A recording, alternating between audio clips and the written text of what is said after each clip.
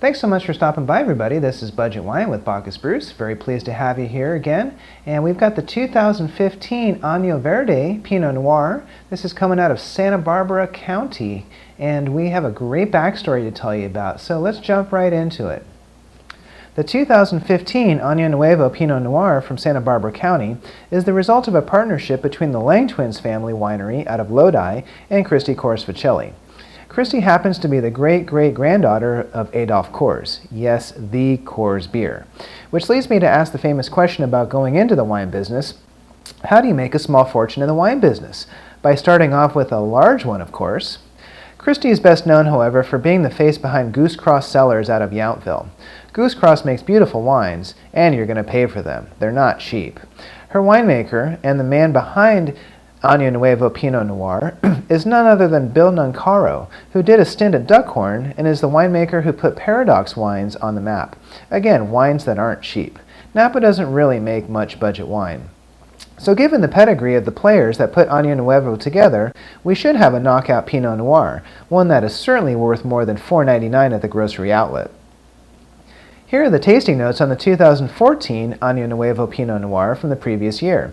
As you can see, a 4,000 case production is boutique in size, and the use of French oak, the connoisseur's choice, would indicate that this wine was given the deluxe treatment.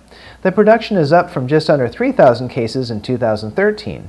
I would imagine the 2015 production would be modest, given the challenging growing conditions of the vintage. And in case you weren't sure where Santa Barbara is, it's located in Southern California, just a few hours north of LA.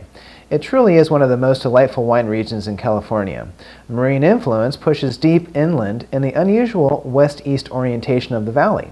It's what makes Santa Barbara area wines world-class, cooling off the otherwise warm climate.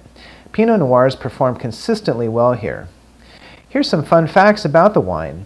It's named after a dramatic play set in Argentina with tango as the background. It can also be found in a recent wine pick from the folks at weeklytastings.com. The 2015 vintage has limited reviews online, though Vivino gives it a high rating. We also see that the bottle price is only $13.95, which raises the question of why so cheap? It's a question we ask a lot here at Budget Wine with Bacchus Bruce, and it's our mission to investigate and find out. Cheap is not a word commonly found with Santa Barbara Pinot Noirs, or any Pinot Noir for that matter. Here are three of my favorite Santa Barbara Pinot producers. Expect to start at $25 a bottle and go up from there. And finally, a quick bit about the 2015 Santa Barbara vintage. In a word, drought. Lack of considerable rain the previous several years, in combination with cool early season weather, which impacted flowering, combined to dramatically reduce yields. Shatter was commonly seen, which happens when springtime flowers stop developing and shrivel up. No flowers, no grapes, which means less wine, though quality managed to remain high, generally speaking. Many winemakers commented that it was very unusual to be completely done with harvest activities by the end of September.